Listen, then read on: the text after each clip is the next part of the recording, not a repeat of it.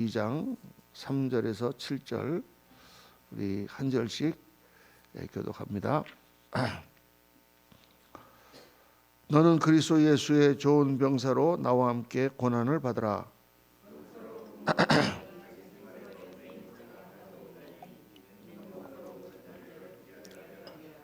경기하는 자가 법대로 경기하지 아니하면 승리자의 관을 얻지 못할 것이며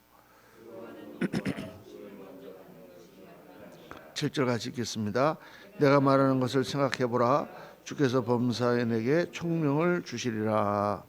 아멘. 아멘. 오늘 아침 말씀은 그리스도의 군사라는 제목으로 말씀 묵상합니다. 본문을 묵상하면서 먼저 좀 이렇게 마음에 안 드는 게 하나 있는 게 뭐냐면 이 개정판 성경에 군사라는 단어를 병사라고 이렇게 고쳐놨어요. 이 개정판 번역은 참 이상하게 옛날 차라리 개역 성경이 조금 여러 군데 좀 옛말 같은 게 좀 있긴 하지만은 번역 자체는 좀 잘 된 게 많은데 이 개역 성경은 개정판은 막 급하게 급조를 하다 보니까 급조를 하면은 또 안 고치면 되는데 이게 무슨 뭘 판을 다시 내면은 꼭 다 고쳐야 된다라는 그런 생각을 하는 것 같아요. 찬송가도 그렇고. 그래서 그리스도의 병사라. 병사는 뭡니까, 여러분? 장구를 병사라고 합니까? 아니면은 뭐 대령을 병사라고 하나요? 또 중위를 병사라고 하나요? 그 병사라는 것은 군대에서 쫄병을 말하는 거잖아요. 그렇죠? 근데 여기 나는 그리스도 예수의 좋은 군사라, 병사라 할 때 이 단어는 스트라티오테스라는 말인데 이거는 그냥 솔저라는 뜻입니다. 너는 군인이다 그런 뜻이에요. 군인이다라는 것과 병사라는 것과는 다르죠. 어떤 원스타인데 가서 정말 선생님은 참 군인이십니다 이렇게 얘기하는 것 같고 선생님은 참 병사십니다 이렇게 얘기하는 건 말이 되지가 않는 거예요. 그러니까 이 번역을 잘못한 거예요. 이거는요. 병사가 아니에요. 군사지. 그래서 왜 그렇게 고쳤을까 좀 여러분들은 그렇게 번역을 그렇게 해놨는데 어떻게 하겠습니까? 그런데 요거는 병사라고 읽으면 안 되고 군사라. 우리는 그리스도의 쫄병이라는 뜻이 아니고 그리스도의 군인이다. 군인이다. 그리스도의 제자를 주님은 이 사도 바울은 군인으로 비유하고 있다. 여기서 군인의 이미지는 무엇입니까? 군인은 뭐하는 사람들을 군인이죠. 군인은 나라를 보호하고 나라를 지키기 위해서 자기 목숨까지 버릴 정도로 특별하게 부름받은 사람들이다. 우리가 이렇게 인식이 되잖아요. 그런 특별한 사명을 가지고 있는 사람들이다. 부름받은 사람들이다. 그 사명을 위해서 자기의 목숨을 바치는 사람들이다. 그처럼 그리스도의 제자들은 영혼을 구원하고 하나님 나라를 전파하는 일에 목숨을 걸고 충성하여 싸우게 부름받은 영적 군사들이다. 이렇게 성경은 말씀하고 있는 것입니다. 그러니까 우리는 다 그렇지는 않지만은 선교사님들은 선교지에 가서 기꺼이 선교를 하다가 목숨을 잃잖아요. 마치 군대에 나간 군인들이 전투를 하다가 거기서 장렬하게 전사하는 것처럼 그런 일들이 계속 일어나는 것입니다. 그렇게 실질적인 물리적인 피지컬한 그런 싸움도 있지만 또 영적 싸움이 우리 가운데 계속 일어나잖아요. 내 주위에 있는 삶을 살아가면서 일어나는 영적 싸움, 다른 사람들로부터 세상으로부터 오는 영적 싸움, 나 자신의 나의 옛사람과 싸우는 영적 싸움, 이런 싸움들이 계속 일어나잖아요. 그렇죠. 그런 의미에서 성경은 나는 그리스도의 군사라 이렇게 말씀하고 있습니다. 그래서 첫째는 그 사명감, 군인이라는 건 뭐냐? 나의 임무는 나라를 지키고 또 우리 백성들을 보호하는 것이다 라는 그런 뚜렷한 사명감을 가지고 있는 것처럼 예수 그리스도의 군사들은, 예수 그리스도의 제자들은 나는 하나님 나라를 위하여 사는 사람들이다 라는 확고한 사명감을 가지고 있어야 됩니다. 하나님 나라를 지키고 그래서 이제 하나님 나라라고 이렇게 말하면 그 말 자체가 굉장히 우리 성도님들은 확 들어오지 않는 부분이 있을 것 같아요. 근데 하나님 나라는 뭐냐? 천국이죠. 천국인데 천국이라는 개념 안에 어마어마한 많은 내용들이 들어 있습니다. 그러니까 천국이라는 게 뭐 저기 나라가 있어 갖고 내가 그게 다른 얘기가 아니라 나는 하나님에게 속했다는 거죠. 하나님이 통치하시는 그러한 나라에 살고 있는 것입니다. 이 땅에는 하나님 나라와 하나님을 거스르는 나라의 영적 싸움이 전개되고 있는 거죠. 그 가운데 우리가 점령해야 될 점령지가 많습니다. 테리토리. 어디를 점령해야 되느냐?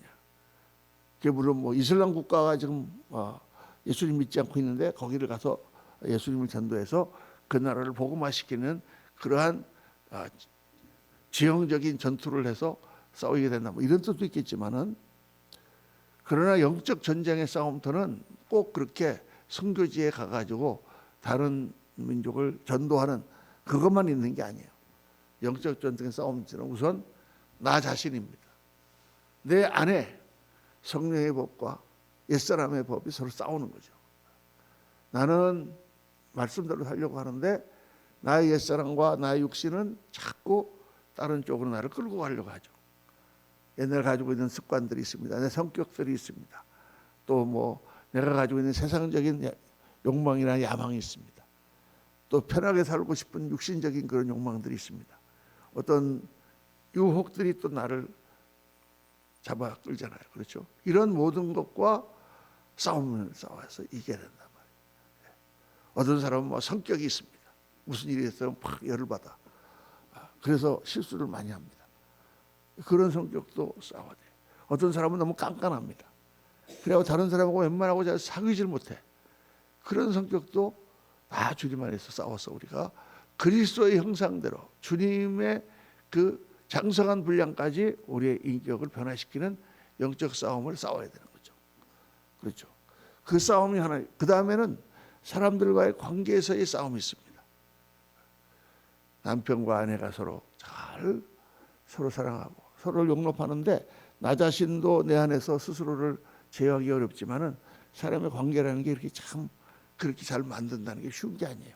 껄빗하면 서로의 성격 차이 때문에 또 피곤하면은 서로가 이렇게 짜증을 내고 그러다 보면은 스트레스 받고 할 때 싸움이 일어나고 그런 관계를 잘 세우고 하나님 나라를 세우는데 가장 중요한 요소가 뭐라고 그랬습니까? 하나님 나라에는 어떻게 세우셨죠? 예수 그리스도께서 이 땅에 오셔서 하나님 나라를 세우실 때 어떻게 세우셨습니까? 모든 죄와 사망의 권세를 다 이기셨는데 그 죄와 사망의 권세를 이기신 그리스도의 무기가 뭐예요? 십자가잖아. 십자가. 이 십자가가 서지 않으면 관계 가운데 진정한 하나님 나라가 이루어지지 못해요. 왜? 모든 사람은 다 자기중심적이기 때문에. 제가 많이 설명을 했잖아요. 아담과 하와가 처음 에덴 동산에 있을 때 하나님이 먹지 말라 한 과실을 따먹었습니다. 그 과실은 선악의 지식의 열매예요. 선악의 지식의 열매. 선악을 자기가 판단하는 거예요. 하나님께서 그거 먹지 말라 그랬어요. 왜 그랬습니까? 선악의 기준이 어디 있어야 돼요? 하나님께 있는 거예요. 하나님이 선이시고 하나님이 아니시면 악이야. 그런데 내가 그 하나님이 선악을 주관하시는 것을 거부하고 내가 선악의 지식을 갖겠다. 내가 선악을 판단하겠다. 요게 선악과예요. 그러니까 그 과일을 따먹으면 어떻게 됩니까? 자기가 자기의 선악을 판단해. 내가 보니까 이건 맞아. 넌 틀려. 그 사람은 지가 맞대. 그러니까 싸우는 거예요. 우리가 다 하나님의 뜻이 무엇인지를 살펴봅시다. 막 부부싸움 하다가 우리 다 하나님의 뜻이 무엇인지 살펴봅시다 하고 딱 같이 기도하고 하나님의 뜻을 딱 찾으면 싸움이 일어날까요?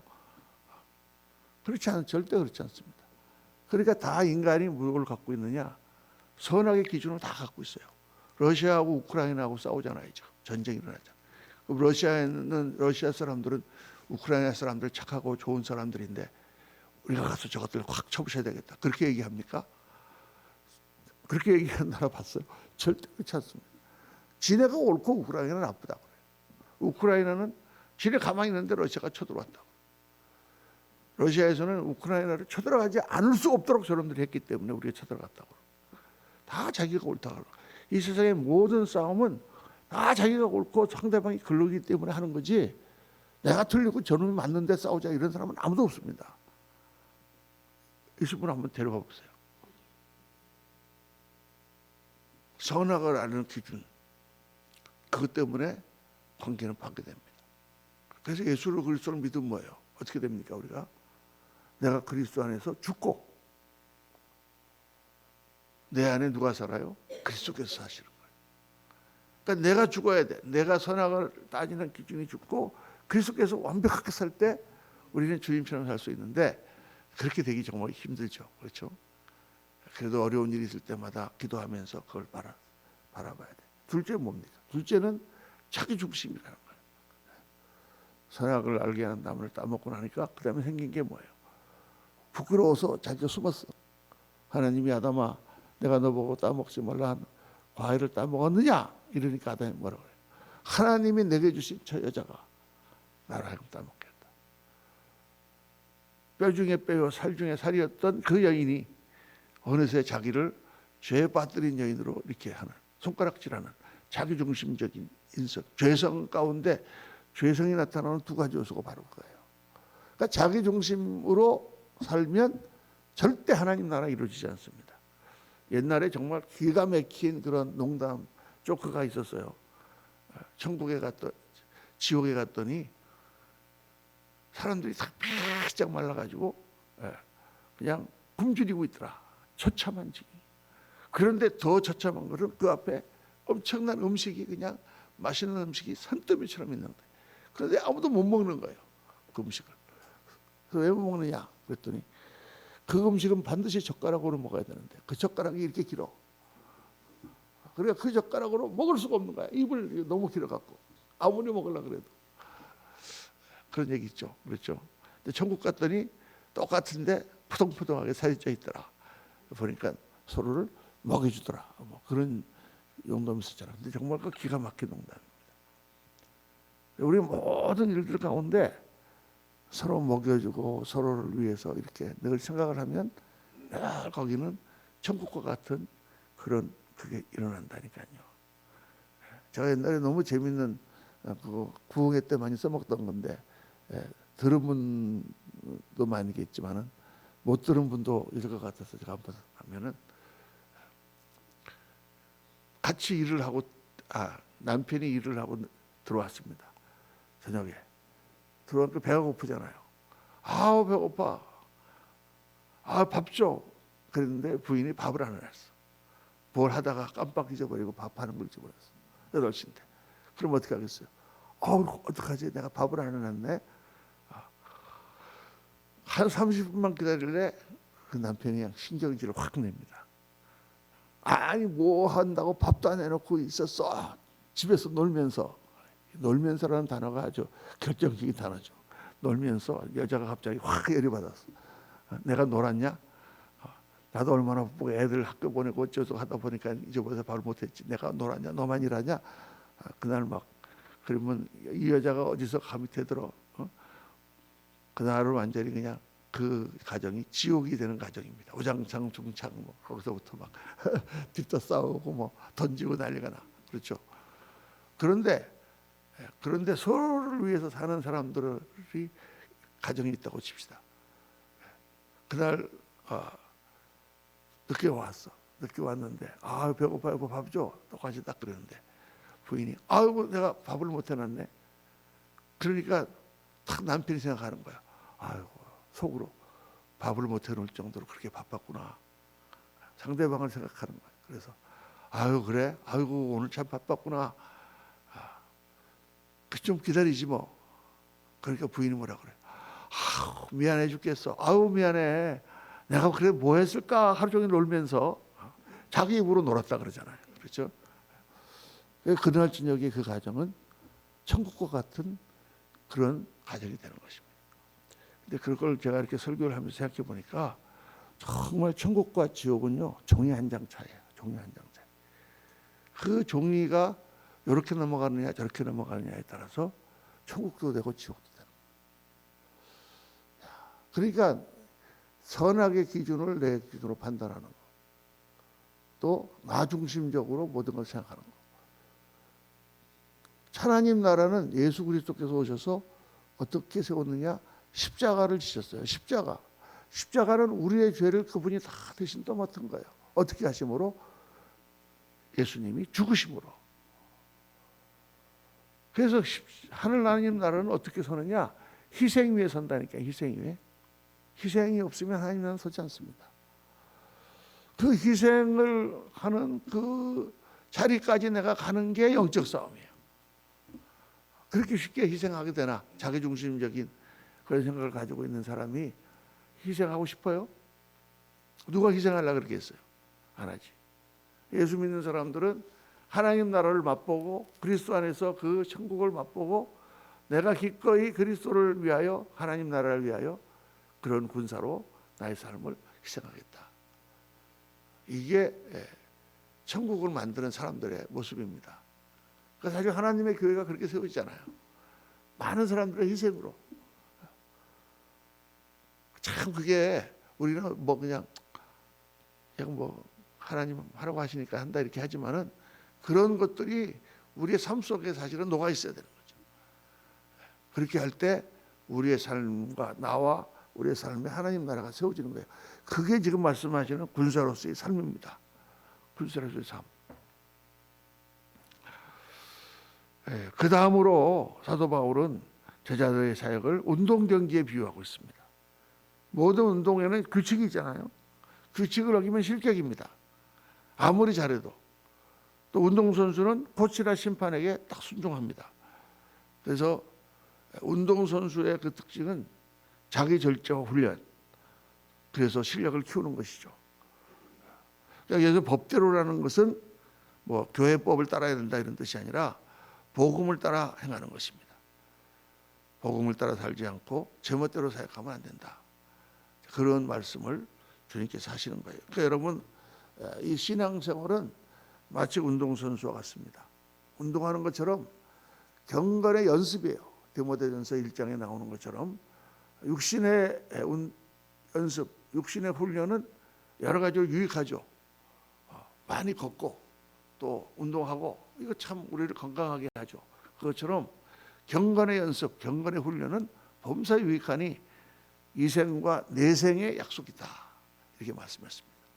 그러니까 우리가 경건의 훈련을 하고 내가 말씀 가운데 기도 생활을 하고 새벽 기도를 나오고 하는 이런 훈련들, 그리고 나 자신을 죽이는 훈련, 이런 훈련들은 이 땅에서의 유익이 있을 뿐만 아니라 영원한 유익이 있다. 그래서 끝까지 경주해서 우리가 이겨야 된다. 성경은 여러 군데 우리 신앙의 삶을 운동선수와 비유하고 있습니다. 마라톤과 같이 비유하고 있고 씨름과 같이 비유하고 있고 그렇죠. 또 세 번째, 오늘 사도 바울은 제자를 농부로 비유하고 있습니다. 농부. 그리스도인의 삶은 농부와 같다. 농부는요, 1년이라는 기간 동안 농사를 지을 때 어떤 목표가 있어요. 그 목표가 뭡니까? 추수야. 가을의 추수예요. 그 추수라고 하는 목표를 위해서 1년 동안 사는 거죠. 1년 동안 추수가 될 때까지는 소득이 없어요. 작년에 벌어놓은 거 갖고 먹어야 돼. 그러면서 씨를 뿌리고 김을 메고 합니다. 뭘 가지고? 믿음을 가지고. 가을에 내가 추수할 것이라는 소망과 믿음을 가지고 1년 내내 일하는 거예요. 그래서 저희 한 번 그런 생각을 했어요. 이게 월급쟁이는 매달 월급을 받고 이러는데 농부는 정말 굉장히 힘들겠다. 1년 내내 월급도 없이 누가 돈을 줍니까? 그 가을에 추수할 거를 바라보고 그 믿음이죠. 씨를 심을 때는 그 씨가 잘 자라서 아름다운 나무가 돼서 열매를 맺을 것이라는 믿음을 가지고 그 일을 하는 것처럼 신앙생활은 바로 그런 것이다 라고 말씀하고 있죠. 꾸준히 때로는 눈앞에 뭐가 보이지 않더라도 하나님 주실 그 영광을 바라보며 아름다운 열매를 바라보며 전도를 할 때도 아무리 얘기해도 이 사람은 듣지 않지만 언젠가는 하나님께서 이를 변화시킬 것이라는 그런 믿음을 가지고 하나씩 하나씩 그 사람과 친해지고 말씀을 전해가는, 성도님들을 양육할 때도 아이들을 키울 때도 마찬가지잖아요. 이 아이가 언젠가는 클 거라는 믿음을 가지고 하나씩 하나씩 젖도 주고 매일같이 그 아이를 돌보다 보면 어느새 쑥 커 있는 거죠. 그것처럼 그렇게 꾸준히 하는 것이다. 오늘 말씀대로 우리는 그리스도의 군사요, 또 훈련된 선수들이요, 또 수고하는 농부들입니다. 때로는 고통스럽기도 하고, 때로는 답답하기도 하고, 때로는 지치기도 하지만은 모든 것을 이겨내고 나면 금메달과 같은 영광과 상급이 주어질 것입니다. 오늘도 우리들의 삶 속에 하나님 나라를 내가 위하여 싸우는 군사다, 다시 한번 가슴에 깊이 새기고 그 영광을 향하여 달려나가는 저와 여러분 되시기를 예수님 이름으로 축원합니다.